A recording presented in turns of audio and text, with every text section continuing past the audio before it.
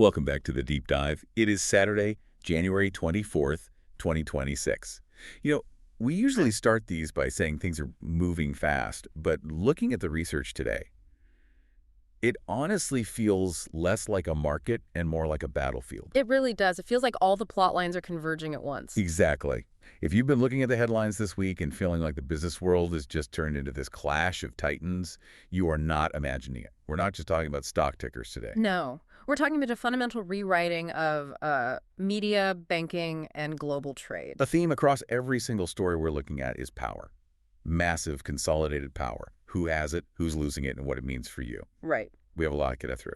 First up, the streaming singularity. Netflix swallowing Warner Bros. Discovery in an $82.7 billion deal. Which, effectively ends the streaming wars. The war's over. One side won. Then we pivot to the White House. President Trump is back, and he's waging a legal war on Wall Street, filing a, $5 billion lawsuit against JPMorgan Chase. And at the same time, there's a huge constitutional showdown in the Supreme Court over tariffs that could decide the price of, everything. That Supreme Court case is the sleeper story of the year, I think. It sounds so dense, but the impact is massive. It changes the rules for the entire U.S. economy. And finally, we have the verdict on TikTok's survival in the U.S., plus a quiet but huge move by Capital One that sort of signals the end of the fintech startup era. Yeah. Our mission today is to connect these dots for you, to show you how this consolidation in media, aggression in politics, and sovereignty in tech are reshaping your world. Let's dive in. Okay, we have to start with Netflix because this deal is it's a behemoth. December 2025, the news drops. Netflix is buying Warner Bros., HBO, DC, the whole games division, $82.7 billion. My first question is just, why? Right. Netflix was already winning. They were profitable. So why take on this massive headache? It does look like a headache, doesn't it? I mean, mergers this big usually come with some serious indigestion, but you have to look at the structure of the deal. This is where Netflix is being incredibly smart. How so? They are buying the whole company. Not really. They're buying the good parts and leaving the problems behind. Okay, break that down for us, because usually when you buy a company, you get all of it, the good and the bad. Usually, yes. But here they're using a strategy that, in banking, we'd call good bank, bad bank. Good bank, bad bank. Exactly. Netflix is acquiring the premium assets. That's your good bank. Think Harry Potter, the entire DC universe, Batman, the whole HBO Max library, high-value gaming studios like Rocksteady. Right, the stuff that drives subscriptions. The engines. Yeah. The things that keep you glued to the couch. Okay, so they get Batman and Game of Thrones. What's the bad bank? That is the new spin-off company they're creating, Discovery Global. This is where they are dumping all the, what they see as dying assets. So CNN, TNT. Cartoon Network, the actual cable channels that run on a traditional cable box, they are spinning those off to fend for themselves. Wow. That sounds brutal. Yeah. You're basically setting them adrift on a melting iceberg. It is brutal, but it's the market reality. Yep. Linear cable revenue is in free fall. Netflix looked at the books and said, we want the content people will watch in 2030, not the distribution model from 2010. So this is it. The final nail in the coffin for the cable bundle. I think it is. They're cherry-picking the crown jewels and leaving the rest. But getting here wasn't just a friendly handshake deal, was it? The sources described this incredibly hostile bidding war. Paramount Skydance tried to crash at the party. They did, and this is where politics and business really start to collide. Paramount Skydance, led by David Ellison, came in with a hostile tender offer. Right. They offered $30 a share in cash, and on paper, that was a better price than the Netflix deal. So why did the shareholders just jump at that? I mean, cash is king, right? Well, context is king here. Paramount's argument was, look, a merger with us would face less regulatory heat because we're not the biggest streamer in the world. They were saying, if Netflix buys Warner, the government will block it. But their financing was messy. Very messy. It involves sovereign wealth funds, which brings up all kinds of national security questions. But the real drama happened behind the scenes. This is the part that jumped out at me in the Wall Street Journal report. Larry Ellison David's dad, founder of Oracle, he actually called President Trump. That's right. You have one of the richest men in the world personally lobbying the President of the United States to block a rival merger. His argument was that Netflix owning Warner Bros. Creates a monopoly that will destroy movie theaters. Is he wrong, though? I mean, Cinema United, the theater group, called this a catastrophic threat. If Netflix owns the studio, why would they ever put a movie in a theater? That is the billion-dollar question. They could just keep it for their subscribers. And not split the ticket sales. Exactly. Netflix has always treated theaters as, a marketing tool, not a real revenue stream. If this deal closes, one single app, Netflix, controls nearly half of all premium video streaming. They control the production and the distribution. It feels like we are going backwards to the old studio system of the 1930s where the studios owned everything, the actors, the theaters. Except now the theater is just an app on your TV. It's vertical integration on steroids. Yeah. And despite all the lobbying, the Warner Bros. Board went with Netflix. They chose the stability. They chose the stability of Netflix's stock over the complexity of the Paramount cash. But the Writers Guild and the theaters, they are not going down without a fight. Expect a massive battle in Washington over this. A consolidation of culture. Yeah. And speaking of fights in Washington, let's pivot. Because if the media world is consolidating, the political world is detonating. No kidding. The transition period was quiet, but week one has been explosive. On Thursday, the president filed a $5 billion lawsuit against JPMorgan Chase and Jamie Dimon personally, a sitting president suing the country's biggest bank. What is the actual legal basis here? It's completely unprecedented. The claim is for something called trade libel under Florida law. Trade libel. Okay, you have to unpack that one for us. Sure. It's basically defamation, but for a business or a professional reputation. Trump is arguing that JPMorgan blacklisted him and closed his accounts back in 2021, right after January 6th. Okay. He says they did it for purely political reasons, and then, and this is the key part, they warned other banks not to do business with him either. So he's saying they basically put a scarlet letter on his finances. That's the claim. That this blacklist damaged his businesses, forced him to go to smaller banks that couldn't handle his volume, and hurt his brand. He wants $5 billion in damages. But banks close accounts all the time. What's JP Morgan's defense? Their defense is, standard corporate compliance. They're citing KYC and AML or your customer and anti-money laundering rules. The usual regulations. Right. They're saying they close accounts based on regulatory risk or reputational risk. They flatly deny a political blacklist exists. They're just saying, we looked at the risk profile and made a business decision. Okay, but let's play devil's advocate here. If a bank can decide a politician is a reputational risk, doesn't that give banks enormous power over the political process? That is the core of the issue. I mean, if you can't get a bank account, you can't run a campaign. You can't run a business. Exactly. This isn't really about Trump's $5 billion. It's a test case for this idea of debanking. If Trump wins, it challenges the whole idea that banks can choose their customers freely. It would basically force them to be neutral utilities. It suggests that access to banking is a fundamental utility, like electricity. You can't just cut someone's power because you don't like their politics. But banks are private companies. And they argue they have a right to associate or not with whomever they please. It's a massive clash. And while that's playing out, there's an even bigger economic fight happening at the Supreme Court. Learning Resources v. Trump. This case sounds so boring, like a dispute over textbook prices. Right. It is not. This is arguably the most important economic case in decades. So set the stage. What triggered this?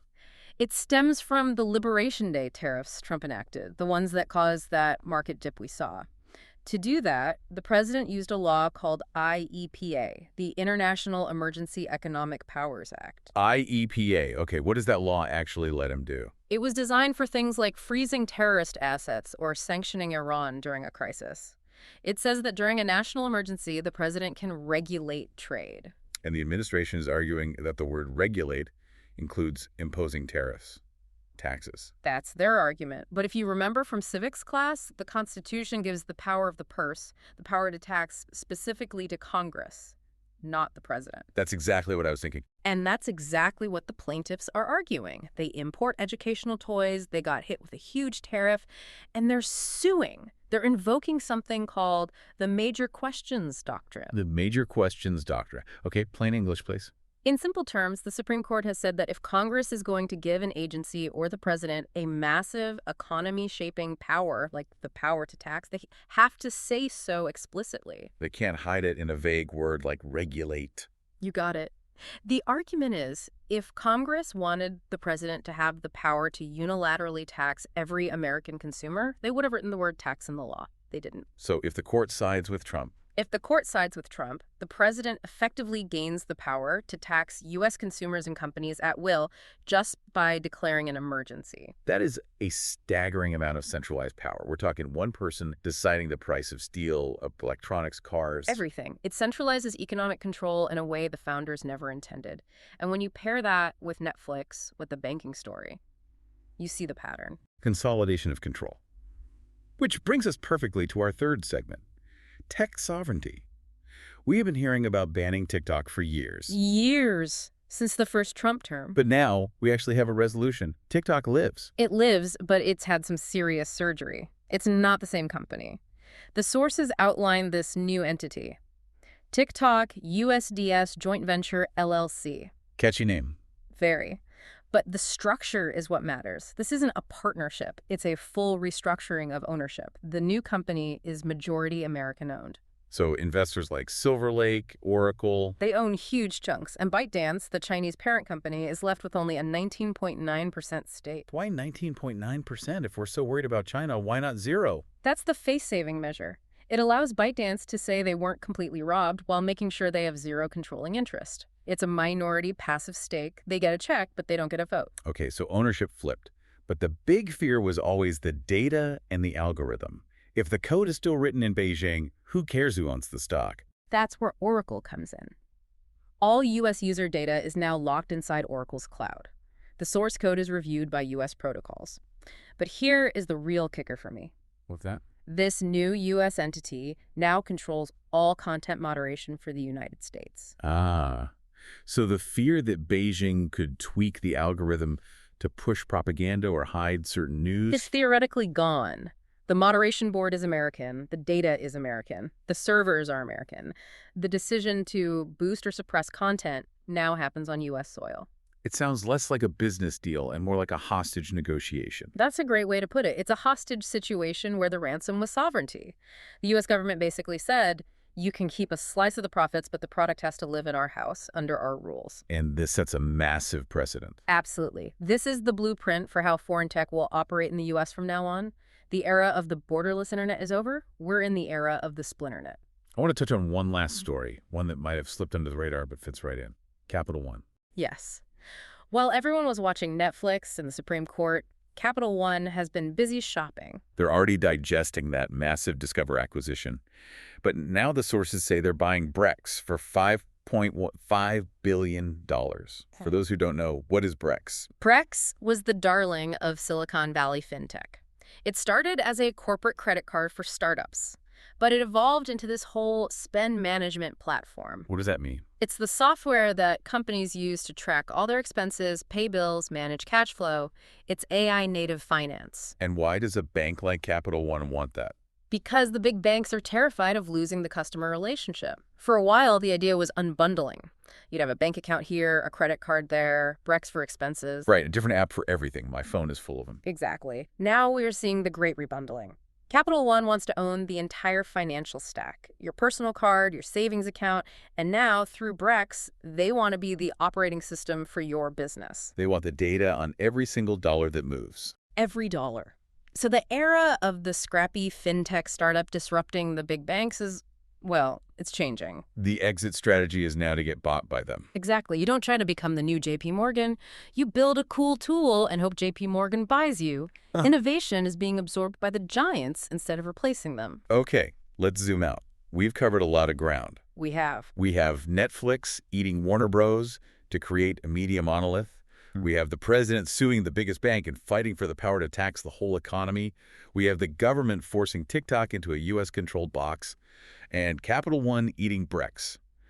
What is the single thread here? The thread is the end of fragmentation. For the last, 15 years, we lived in an era of infinite choice. Dozens of streaming services, hundreds of fintech apps, globalized trade. It felt like the world was opening up. And now, the walls are going up. We are moving into an era of mega platforms and national control, consolidation in business, and sovereignty in politics. So, for you, the listener, what's the takeaway? Why should you care about any of this? The takeaway is that the illusion of infinite choice is fading. You might have 1,000 shows on Netflix, but one boardroom decides what gets made. You might have a dozen finance apps, but they're all owned by 3 or 4 huge banks. The market is getting more efficient, maybe, but far less diverse. And the prices of the things you buy might be decided by one person in the White House declaring an emergency. Exactly. It's a really sobering shift. We are looking at a future where free markets might actually just be 5 or 6 decision makers in a room. That is a heavy thought. It is, but recognizing it is the first step. So I want to leave you with this final thought to mull over. If Netflix controls the culture, Capital One controls the spending, and a U.S.-run TikTok controls attention, and if the Supreme Court gives the president unilateral pair of power, who's actually looking out for the consumer? That's the question, isn't it? In a world of titans, the consumer starts to look a lot less like a customer and a lot more like a resource. Definitely keep an eye on that Learning Resources Supreme Court case. It might sound dry, but it could determine the price of your next grocery bill. Thank you for listening to The Deep Dive. Stay curious. We'll see you next time.